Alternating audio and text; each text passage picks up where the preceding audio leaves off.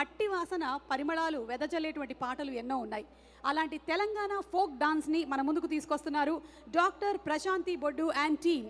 వారిని వేదిక మీదకి సాదరంగా ఆహ్వానించేస్తున్నాము.